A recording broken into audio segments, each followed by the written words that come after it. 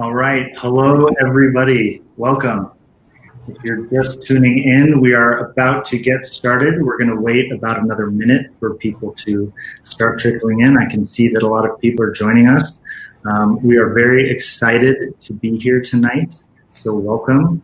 For those of you who are just joining us for the first time, I'm going to explain a little bit about this week of online events. And if you joined us for the past couple nights, we'd love to see that you're back. And I think tonight you're in for another great treat. So let's jump in and get started. My name is Paul Thompson. I'm the co-founder and executive director of Save Pangolins, which is a pangolin conservation organization. And for this event, we teamed up with LA-based apparel company called Animalia, who has been fantastic in organizing what was going to be an in-person event in LA for one night, and then COVID happened, and it's turned into this entire week-long series of events. And we're really excited that we can make this bigger and more interesting to more people. Right now, given that we're all at home and there's so much interest in pangolins, I think this is a fantastic opportunity to give people an opportunity to hear directly from pangolin experts like we have here tonight. So thank you again for joining us. And again, my name is Paul Thompson. I am here in San Francisco, and I'm so delighted to introduce our speakers tonight. We have a great session called Changing Hearts and Minds to End the Wildlife Trade. And first, I'd like to introduce Hoang, who is joining us from Vietnam.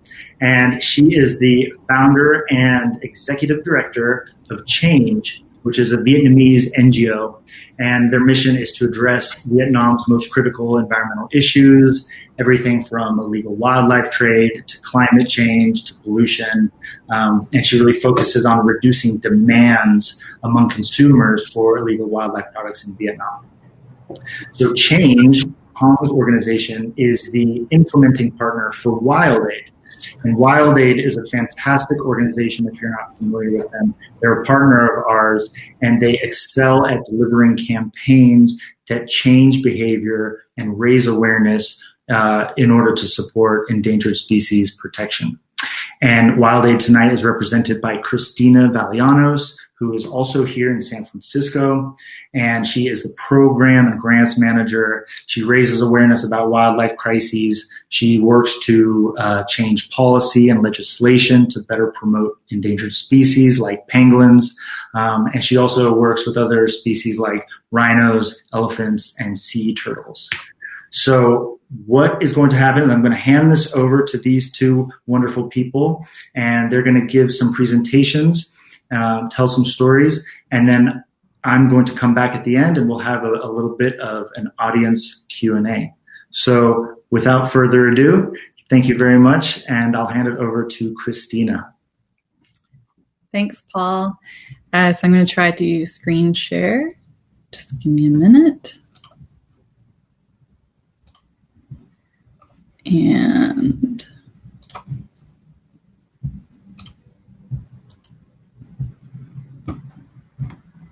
okay, can you guys see this, hopefully? Hoang, is it good? It's good. I see you. Okay, great. Okay. I can't see you guys. So thanks, Paul. Again, I'm Christina. I work with WildAid. I'm going to start off by telling you a little bit about what we do at WildAid, and then dive into our pangolin campaign in China, and then hand it over to Hoang, who will talk about our work in Vietnam. So WildAid's mission is to end the illegal wildlife trade in our lifetimes. We're a small team. We focus on a handful of species, some of which Paul just mentioned, rhinos, elephants, sharks, sea turtles, lions, tigers, and pangolins, which of course are my favorite.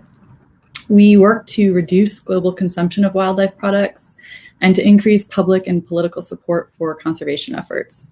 So we mainly operate large-scale communications campaigns throughout Asia and Africa, but we also work with government and NGO partners to strengthen enforcement efforts, advocate for, and support policy changes around the illegal wildlife trade.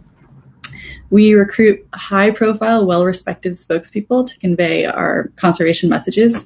Here you can see Yao Ming and Li Bingbing appearing in billboard ads. And we produce aspirational culturally sensitive campaigns that reach target audiences with a simple slogan, "When the buying stops, the killing can too." So these messages help raise awareness and educate viewers on an issue. They encourage them to change or avoid any future negative behaviors, such as consuming shark fin soup or buying ivory products. And they aim to create a societal shift where the consumption of endangered species products becomes socially unacceptable. So thanks to media partnerships that have been developed over the past decade, we leverage a $6 million program budget into over $200 million in pro bono media placement for our public service announcements and billboards each year. This allows us to reach hundreds of millions of people with placements on TV, social media, radio, screens in airports, subways, bus and train stations, hospitals, banks, shopping centers, and more. We've had some big wins that you can learn more about on our website, wildaid.org. Since I'm mostly going to focus on pangolins, I'll just give you two examples.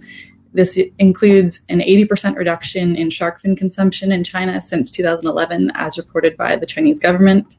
And more recently, after years of efforts by WildAid and many other NGOs, domestic ivory trade bans in both China and Hong Kong. So now we're hoping for a win for pangolins. So as pangolin lovers, we know these awkwardly cute little creatures have been in the news a lot in recent years, mostly for their unfortunate status as the most heavily trafficked wild mammal in the world. And now for the potential link to COVID, which you heard more about from Paul and Rachel on Tuesday. If you are new to pangolins, if you're just joining for the first time tonight, a few traits to get you acquainted. They're natural pest controllers. A single pangolin consumes up to 70 million insects a year. They're covered in scales composed of keratin. Unfortunately, this is largely why they're hunted. They're not easily bred or kept in captivity, which means if we lose them in the wild, it's going to be really hard, if not impossible, to bring them back. And they have a low reproductive rate, which makes them especially vulnerable to poaching pressures. This is one of my favorite little pangolin memes. So up to 200,000 pangolins are trafficked each year. While some are consumed locally in Africa as bushmeat, the majority of these products are going to China and Vietnam, the largest markets, where meat is considered a delicacy and scales are used in traditional medicine and believed to treat asthma and rheumatism, to cure skin diseases and even cancer, and to promote lactation in nursing mothers. Population data is lacking, but we know all species are in decline. And as the Asian populations plummet, the African species are being more and more heavily targeted. Here you can see, I think Paul also showed this photo, and this is a photo, all of these photos are actually by Paul Hilton, and this is a pit of pangolins representing some 4,000 individuals that were seized in Indonesia, and the government burned the carcasses to prevent them from re-entering the trade. So in 2016, WildAid launched our campaigns in both Vietnam and China. Our long-term goal is to end the trade in pangolin products, ultimately alleviating poaching pressure in both Asia and Africa. And the shorter-term objectives include raising awareness of the poaching crisis, the illegality of the trade, the impacts to pangolin populations among rural and urban Chinese and Vietnamese citizens. We want to mainstream the idea that consuming pangolin products is no longer socially acceptable, to elicit behavioral changes among current and potential consumers, and ultimately reduce consumption of pangolin products in these markets. So we're also working to secure a ban on the medicinal use of scales in China, and we want to build capacity among enforcement personnel to make sure that any kind of bans or regulations can be adequately enforced. And the rest of my talk will focus on our work in China.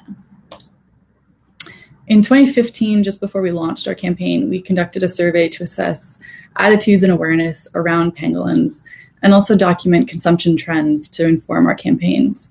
The majority of people, we found 66%, had purchased prescription medicines, and some 70% of people in China believed that scales have medicinal value.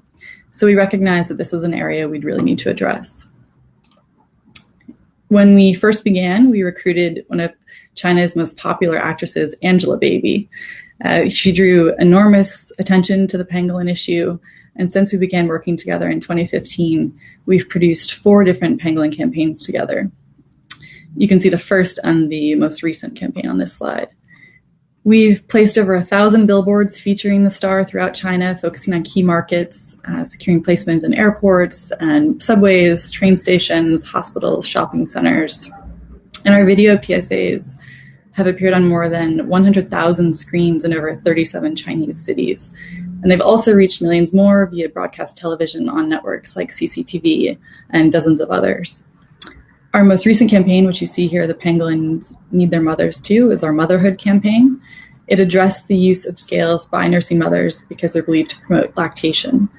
And this campaign garnered over 200 million online and outdoor impressions and sparked online discussions and countless articles debating the issue of pangolin scales in traditional medicine.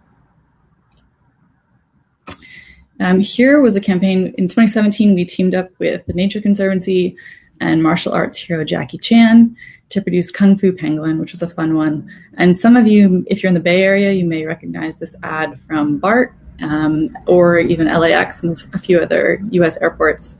We were just trying to raise awareness about pangolins. The PSA, which I'll show next, was viewed over 16 million times on Weibo in the hours following the launch. And we distributed the video on thousands of screens and placed over 600 billboards in major cities like Beijing and Shanghai, but also in pangolin trafficking hotspots like Nanning and Kunming in southern China. Kantar Millard Brown, which is a leading research agency, took a special interest in the campaign and decided to conduct a pro bono survey to measure the effectiveness of the ad. And their survey found that 97% of respondents said the ad made them less likely to buy pangolin products. So that's exactly what we're aiming for.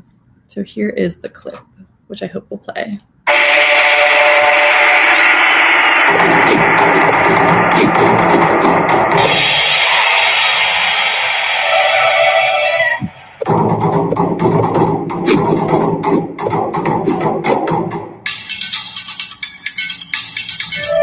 Up to now, penguin only defense from poachers was to roll up into a ball. But now all species are protected by law.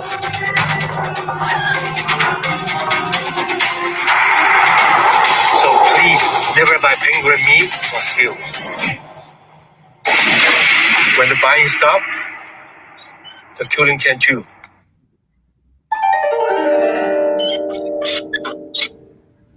And in addition to China and the US, we also repurposed these ads in Vietnam, where Jackie's also popular. So last year, we launched this campaign with Taiwanese singer and actor Jay Chou. And again, we placed thousands of physical ads throughout China, but we also partnered with apps such as TikTok to provide promotional space, helping us reach an additional 700 million users. Given Pangolin's recent association with COVID, an old PSA of ours, also featuring Jay and produced in 2016, went viral this March. And it had actually warned of the potential health risks of consuming pangolin meat. So in the first couple of days after the news broke, this video was viewed 20 million times.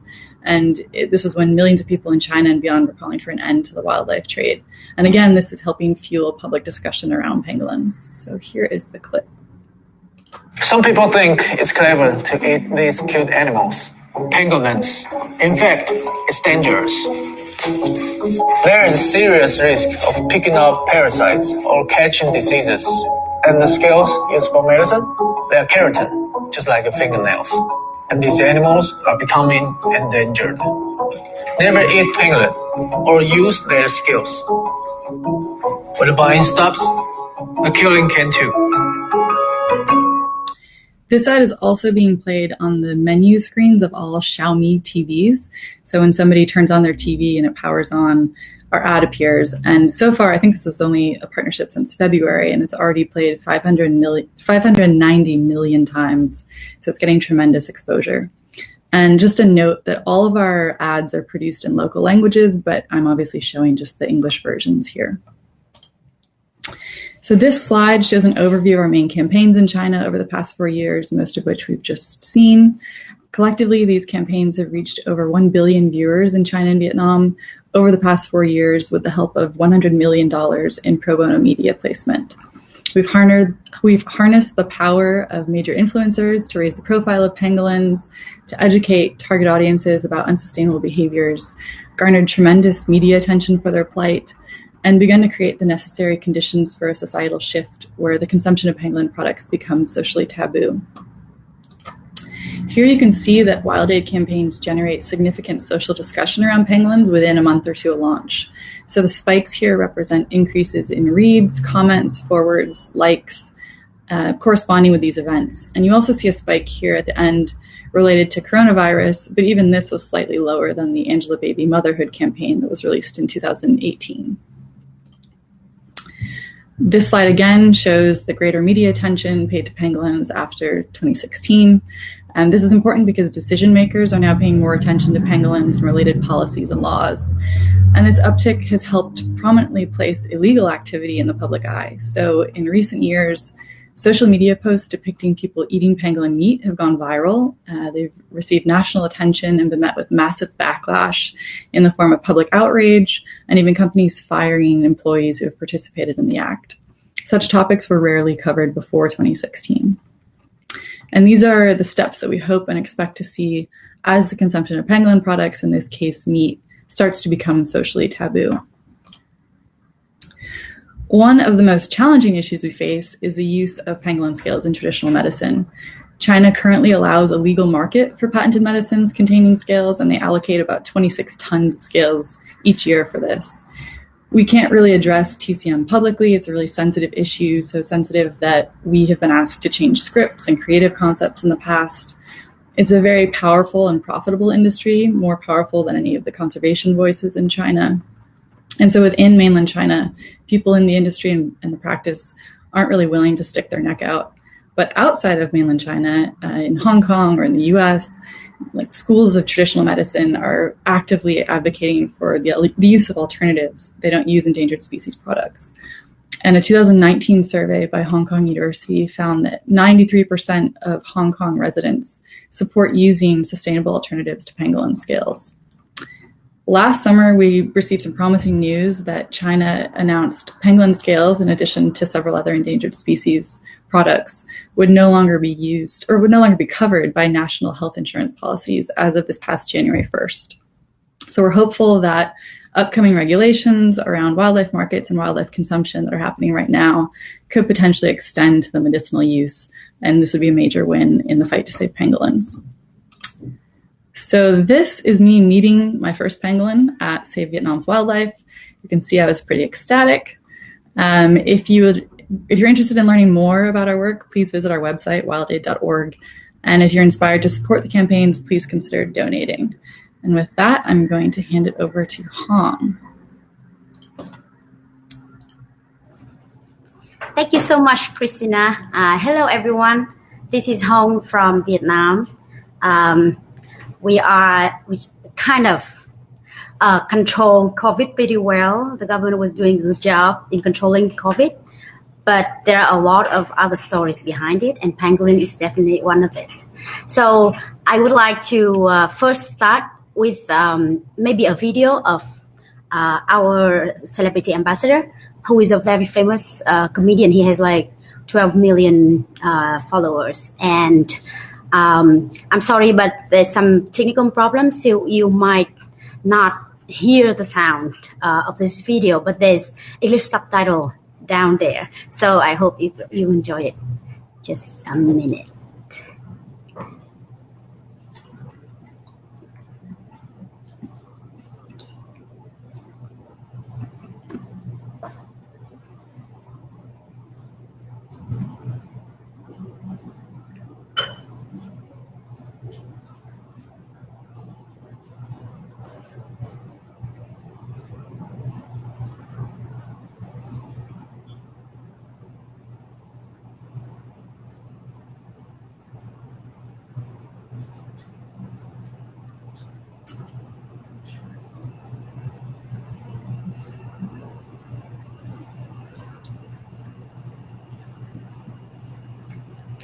So I would like to explain a little bit about what you have just seen, because Chen Tang, the comedian, he says something like happy as a pangolin.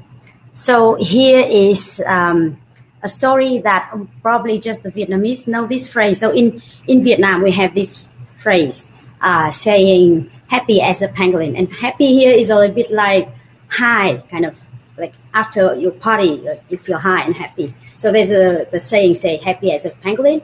And that's why in 2016, we launched this event and campaign called Are the Pangolins Happy? So I'm going to explain a little bit about that.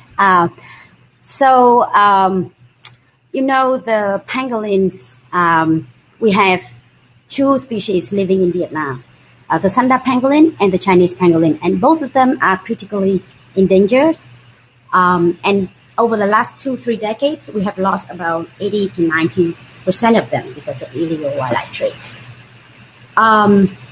If you live in Vietnam and if you see this, every time you come to some bushmeat restaurant, you feel devastated and you want to do something about it. And that's why we started our campaign. I started out my wildlife conservation work at least more than 10 years ago, just because I went out with some government people to some parties and I saw these kind of things when pangolins would be in wine jars like this, and I see their meat served in dishes like this. So Vietnam is one of the largest consumption markets next to China. And pangolins are consumed for meat and scales. And when it's served as meat, it's considered as a delicacy, a sign of affluence, like you have a high social status. You can eat a pangolin. And the scales are used massively in traditional medicine. And people believe that it can cure everything. It can cure everything from lactation, improves your lactation, cures your skin rashes, to arthritis, cancer, everything. Some kids even joke that, if you can find a boyfriend, you can get some pangolin scales and it cures that as well. So with that strong belief, pangolins are consumed crazily. They are poached in the forest, in our forest, or they are smuggled in through the border from Laos and Cambodia, the neighboring countries, or they're trafficked in by sea from Africa. So we are both, we have the destination, we have the transit hub, and we are the origin of these trafficked pangolins. And over the last 3 years, we have seen the seizures in huge volumes of pangolin scales and pangolins. And it's increased every year, 4 tons in 2018, and then 6 tons in the next shipment, and then 8 tons in the next shipment. So in just the year 2019, I think, there were 23 tons of both pangolins and pangolin scales seized in Vietnam. And just the one that was detained, that was seized. Think about all those that got through without being stopped. But WildAid and Change are fighting back. So as I explained earlier, we have our Save the Pangolin campaign launched in 2016. And the campaign is called Are the Pangolins Happy? And we use everything that we could mobilize. A lot of celebrity, like big top Miss Universe Vietnam and so many other top pop singers by that time, who went to our launch and committed to do something about the pangolin. We got, of course, you have seen Jackie Chan everywhere, and we have his print ad in Vietnamese on a lot of public places and in TVs and everywhere. We had our murals, so like we mobilized so many local and international artists living in Vietnam to paint the pangolins on huge walls in like District 1, like in very central crowded areas. And these murals went to 8 provinces in our bus tour 2 years later. And we have massive social media campaigns as well. Because I was explaining how moms in Vietnam believe that pangolin scales can improve the lactation. So a lot of nursing moms using these scales, they would go to the traditional Chinese medicine shops and buy these scales, and they would like grab the powder out of it and drink the water. So we had these campaigns with nursing moms, with moms, and we had so many hundreds of moms like this who would put a picture of themselves and their little baby with the hashtag like, I don't use pangolin scales for my baby, or things like that. And it went so viral, and it really got into the real consumers, the real users. We also had workshops with traditional medicine doctors and practitioners in District 5, where most of the TCM shops are. And as a lot of people in Vietnam would believe in the religious belief, now on these foundations like, oh, pangolins would bring good luck. And on this, we had this campaign with the temples, with the Buddhist temples. So we had, the campaign is called Be There Bodhisattva. So basically we brought elephant, rhinos, and pangolins, of course, the statues of them, to the biggest, most visited temples across Ho Chi Minh City. And we put it there. And like people come there and pray for their next fortune or good luck. And they would see these miserable animals bleeding, including those.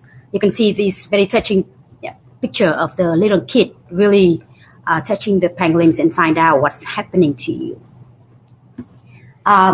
And we also believe that awareness raising is not alone is not enough. So we work a lot with the law enforcement agencies in Vietnam. So we work very closely with, for example, the customs of Saigon Port. So every time they see some big shipment of pangolin scales, they would like really contact us, and we would come and film and do all the documentary and interview people there, and we would make really applaud their acknowledge their victories and try to encourage the law enforcement agencies to do better. We do a lot of trainings and seminars for environmental police or customs and the court, even the court staff. And sometimes when information about legal issues are like really hard to digest, so we had this very creative campaign called Buy One Get 15. So it was like we started out with like advertising a huge event in huge shopping mall, saying, hey, there's a Buy One Get 15 event, come and you have some great deal, and people would come. And at that event we unveil the truth that if you buy one illegal wildlife products like a pangolin, you get 15 years in jail, and which is like, this is the criminal law, the penal code that defines all the violations of illegal wildlife trade. And all these activities, a lot of people ask us like, do you think that this will like lead to some results? Like, how do you know that all these awareness raising campaign would just lead to something? So I should give you an example. So this is just a friend of a friend on Facebook, and he posted on Facebook and telling a story of how he visited a wealthy, kind of better off friend, and he saw a huge jar of wine with a pangolin in it in his house, and he was like really like talking to that guy, explaining this is so bad and this is illegal, you get 15 years in jail and all that. And then the next day, that friend decided to really like pour out the wine and bury the pangolin, and posted that on Facebook and say, okay, I will not do these bad things to these pangolins anymore. And this is like really something that would give us the energy and motivation to do more, because otherwise we just like, okay, we feel like we're losing all this because why shipments keep coming in. And let's go back to the COVID-19 stories, where you can see that like for years it was a real struggle for us to explain to people like why we have to save this pangolin, like don't eat them. And they would say, why not? Like, if I can eat a chicken, or if I can eat even dogs, why can't we eat the pangolin?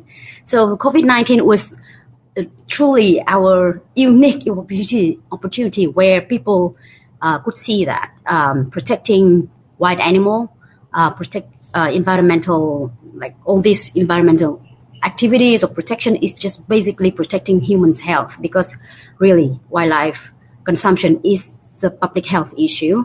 And especially in March, our Prime Minister gave a direction to 13 ministries saying that we have to issue a directive on banning wildlife trade and consumption. And we just immediately grabbed this opportunity and organized a campaign we call the HOST.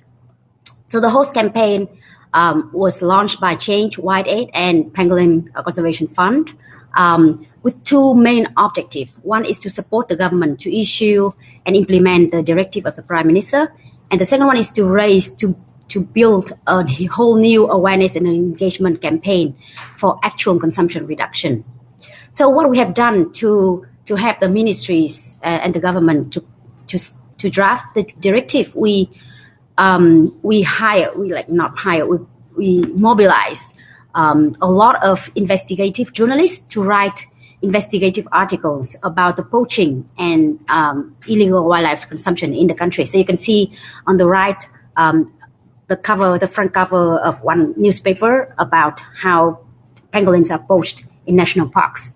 We had a lot of medical doctors, legal communication experts to write research paper linking COVID-19 with wildlife consumption and public health.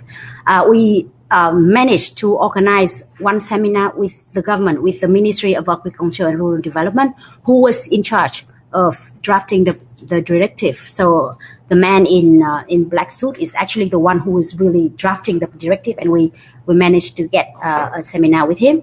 And we had members of our National Assembly talk to the media about the urgency to issue the directive of the Prime Minister on banning wildlife trade. However, until now, the directive is not out yet. I guess there's still like a lot of discussion going on among the ministries, but it's coming. And in addition to this policy work, we, of course, WildAid and Change, we're the best in doing public communication. So we had our communication campaign with a lot of, we will produce. We have working on 5 PSAs and videos with top influencers. So, for example, the picture, the black and white picture you see on the top left was a video we produced with our vlogger kind of celebrity. And in less than 2 weeks, their videos got 10 million views on YouTube and Facebook. And we had so many cartoon groups and creativity and illustrators contacting us and offering help to make all this illustration on pangolin for our Facebook. And especially we had all these videos that we are producing, we will just post on giant screens on big buildings in the street like that. So our whole media companies gave us great rates, like price, so we can just really post these videos for millions of people going by. And our target is to reach 30 million people and engage 3 million people in Vietnam in the host campaign. And as business people are one of the main users of pangolin products, or eat them, or like organize a company parties with these pangolins, we launched our separate campaign just targeting business people. It's called pledgeforwildlife.org. I think after this, you can just go there and check it out. It's really, well, we just started it 2 weeks ago, so not too many updates we can really upload right now, but we already got the engagement of the top business leaders of some like big multinational or national companies in Vietnam joining and speaking up. And together with them, we aim to engage hundreds of companies. And what they're going to do is to really revise their corporate policy to incorporate wildlife protection in their policy, in their culture, and in their gifting culture. So that's I just want to share some of what we are working on. We were going through a very challenging time during COVID, but it was also a very exciting time for us when we quickly switched our strategy and focus on bushmeat, on pangolin, when COVID-19 is bringing up all this information about the pangolin. So I'm Hoang. I am the founder, executive director of Change, a Vietnamese NGO in Vietnam with a mission to inspire and mobilize the community in taking real environmental action, from protecting wildlife and natural resources, reducing plastic waste, reducing emissions, and promoting sustainable lifestyle and renewable energy. And we are proudly the only partner of WildAid in Vietnam doing these amazing things, protecting the pangolins, because behind me I have hundreds of kids, of young people joining us and help us. So I would like you to join us as well. Of course, you are not going to eat any pangolin, but share this information, help us join our campaign. If you ever come to Vietnam, join our campaigns. And if you have a little extra money, you can make a little donation for these beautiful pangolins. Thank you so much, and let's chat a little bit more.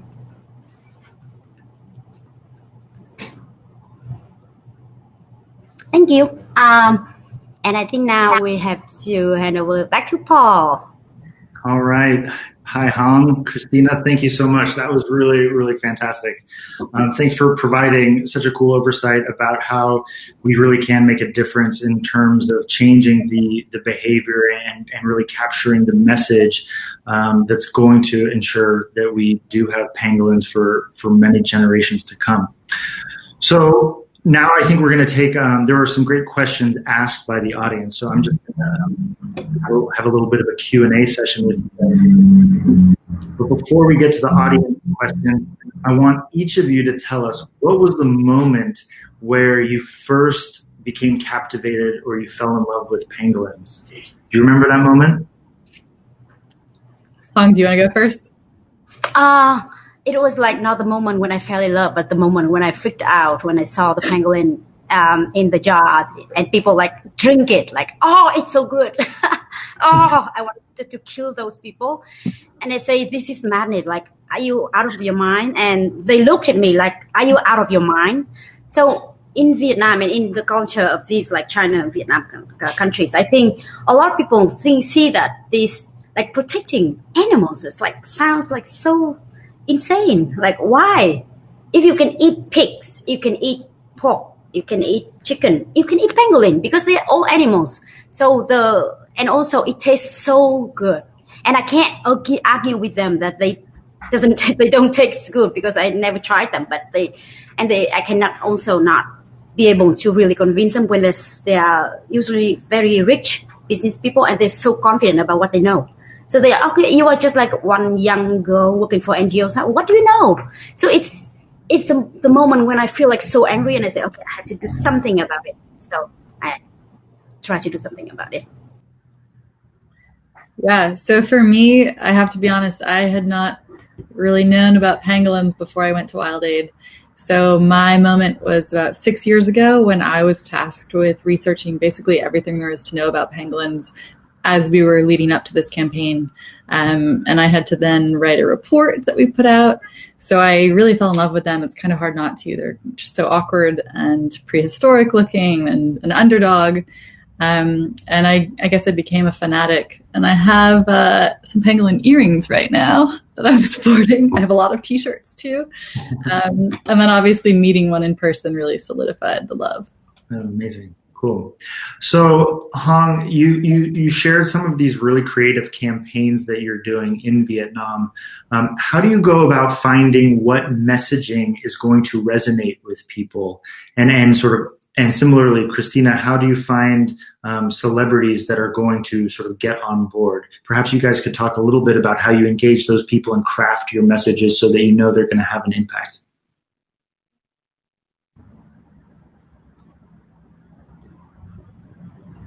Sorry, I was muting myself. So pangolin was a huge challenge, I had to say. Before that, we were campaigning against rhino and, the consumption of rhino horns and the ivory, the elephants. The rhinos are elephants. They are rhino and elephants. They're so cute. They're magnetic. They're majestic. They are lovable. When we started with the pangolin, and we was like, here is the pangolin, and people would look at that and say, oh, what is that? They're not sexy enough for conservation messages. Like, oh, we have to protect this for the nature because they don't see it. That is valuable, it's so sexy or beautiful, anything like that. On the other side, it comes from a lot of like the culture, the belief. People believe it for hundreds of years that it cures something. And it's very hard for us to really turn it upside down. So we had to do really a lot of focus groups.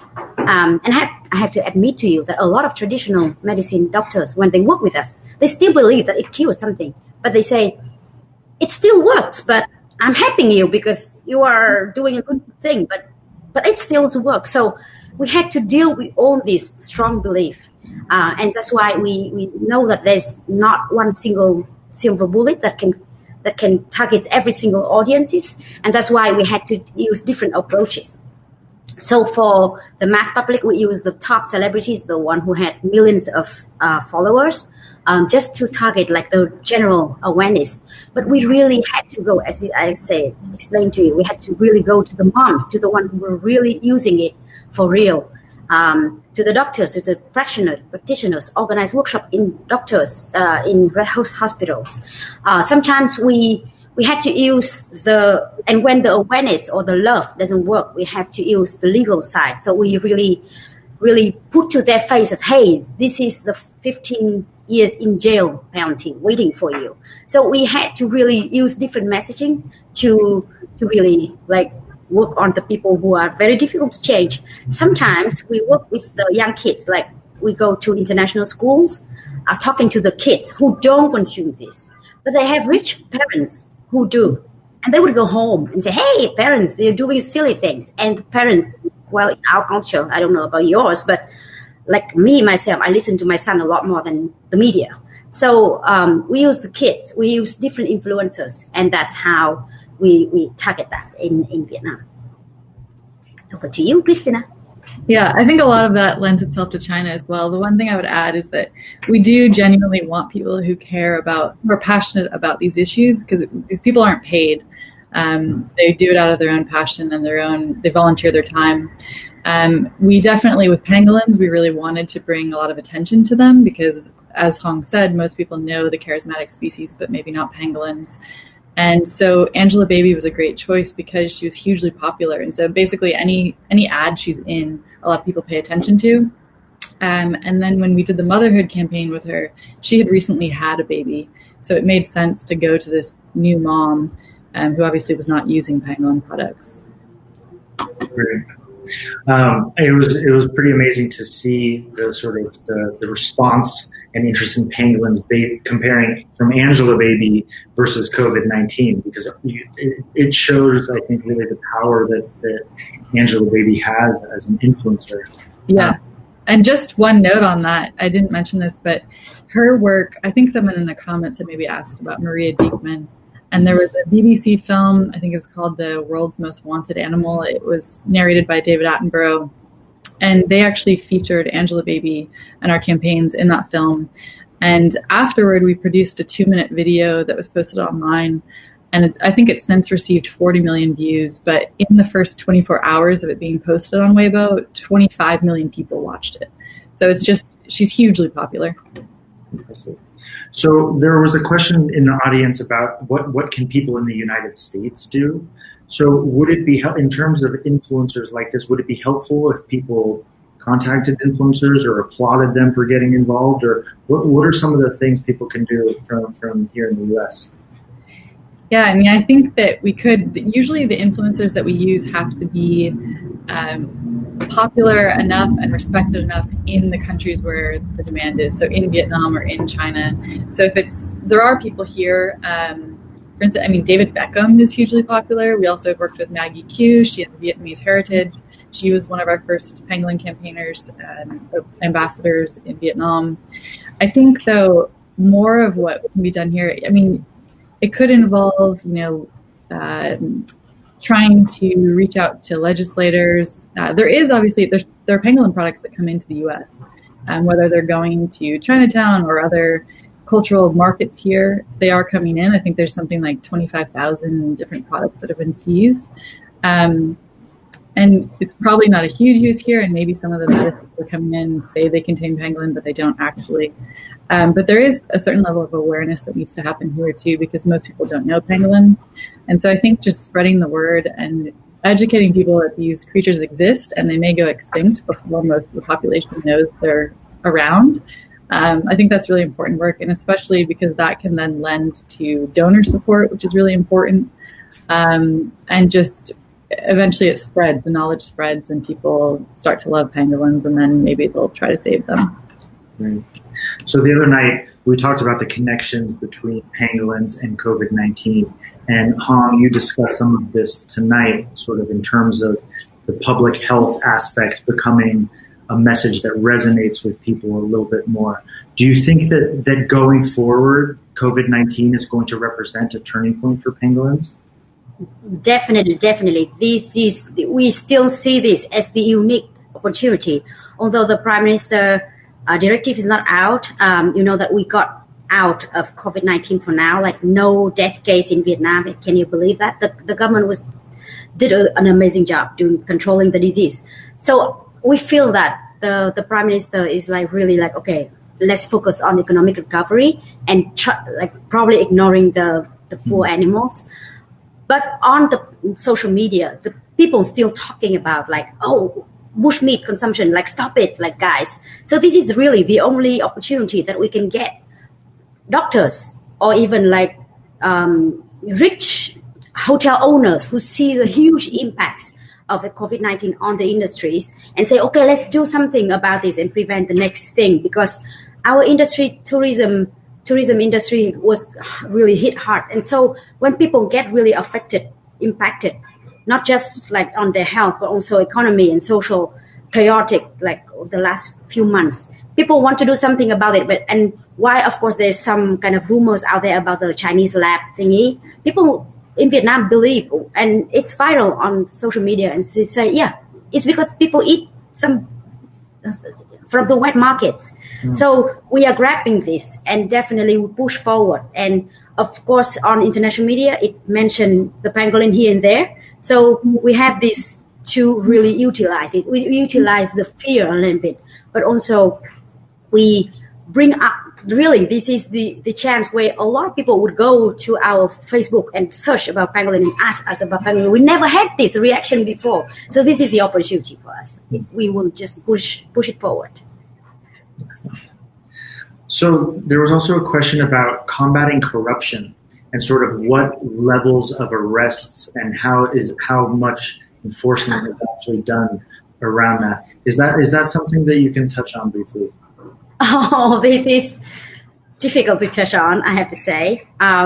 So yes, I have to say that this has always been the huge challenge for conservation groups like us, because in Vietnam, all these law, legal frames and everything, they are mostly in penal codes, they're in books.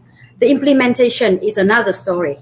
The law enforcement is another story. And that's why sometimes I mention a lot law enforcement, because the law is there, but when it's not implemented, no one would go out and arrest people for violations. And especially with the huge shipments that I mentioned as well, we have seen so many shipments. We have seen the names on the packaging of the shipments, and still there have not been any big court cases or prosecution on this.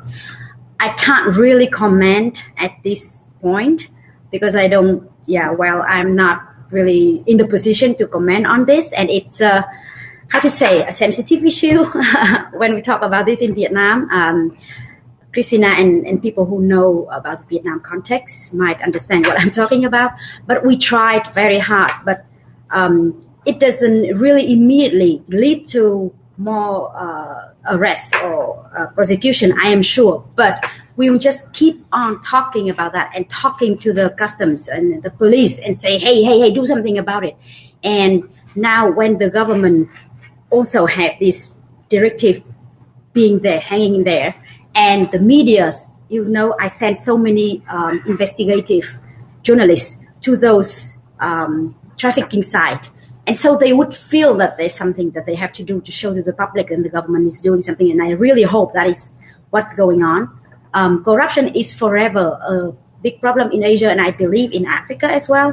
While we cannot really solve it immediately, we just keep pushing them, making sure that we are watching it. We are watching it, and we want to help you. So we really offer help. We offer, even we worked with Christina years ago, trying to offer some sniffer dogs for the customs. So we really want to offer anything that they needed. And we need other people to help out with the corruption as well. We can't do it alone. Yeah. So we have time for one more question. And there was a question by an audience member about whether we think that we will be fast enough to enact this behavior change that's needed in time before pangolins go extinct. So I guess my question, perhaps starting with you, Christina, is do you have hope for pangolins? Do you think that the younger generation, perhaps in China and Hoang in Vietnam, do you think people will be able to sort of turn things around in time for pangolins? Yeah, I definitely have a lot of hope that we will save the pangolins. I think it's tricky because nobody really knows the population numbers, so it's hard to know what we're working with, especially when you have, back-to-back seizures of 14 tons of pangolin scales, which represent, upwards of 30,000 pangolins each shipment at least. So it certainly seems dire, but I do think change is already happening.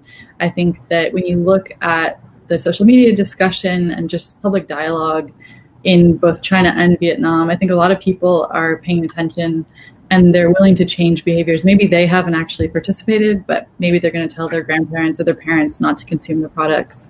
And I think, a grandson telling their grandfather that they don't think that they should eat shark fin soup or they shouldn't eat pangolin scales or use them for medicine, I think that matters. Hoang, what do you think? So with us, I think hope was the only thing that kept us alive and keep on moving. As you say, we never have the numbers. When we are asked for statistics and data, like how many of them out there, we can't give the answer and we feel like so stuck. But yes, when we see, as you can see the post, the slide I showed earlier of the guy who poured away that jar of pangolin wine, it costs $4,500, like $4,500 of that jar, and he poured it away. I believe that people can change their mind. I believe in the power of raising awareness and changing people's behavior. So with all that I am seeing right now, and with the team like super active working with me right now, we believe, we hope that we can solve the crisis. Great, thank you. Yeah, and I was just going to say, I think it ties in. I mean, we obviously need anti-poaching efforts. We need to get rid of this corruption. We need effective enforcement. It all ties in, but obviously we're trying to address this root cause, which is the demand. Excellent. Well, we're out of time, but I want to say thank you so much to both of you. It was a fantastic discussion, great presentation. I encourage everybody at home to please, if they're able to make a donation to support change in WildAid, please do so. Please visit wildaid.org. In terms of, I was supposed to mention this in the beginning of the talk, but I completely forgot. There is a trivia giveaway, and we're holding a quiz. If you were paying attention tonight, please visit on Instagram, I love Animalia, and you'll see some questions posed there, some trivia questions from tonight's talk, and if you get those right, you'll be entered in for a giveaway. The winners of last night's trivia were Shelby Eckhart and John Rossi, so congratulations to you two. And again, I really want to say thanks to everybody watching, and please come to our talk tomorrow. We have a fantastic group of researchers from West Africa that are going to be talking about cutting-edge pangolin conservation. It's going to be an amazing session. That's at 4 o'clock Pacific. And then immediately following, we've just added a pangolin happy hour. So at 5 p.m. Pacific, grab a beverage and stick around. And this is going to be a really fun thing where attendees and speakers and panelists from throughout the whole conference will have an opportunity to interact and meet each other. It'll be a lot of fun. We can celebrate our favorite scaly friends. So please join us tomorrow. So again, that first talk is at 4, and then happy hours at 5. And then the rest of the events throughout the weekend are posted on the website. So please stick around. We're doing this for the pangolin. They need our help. So I want to say thanks again to everybody. Thank you. Good night, everybody. Thank you, everyone. Goodbye.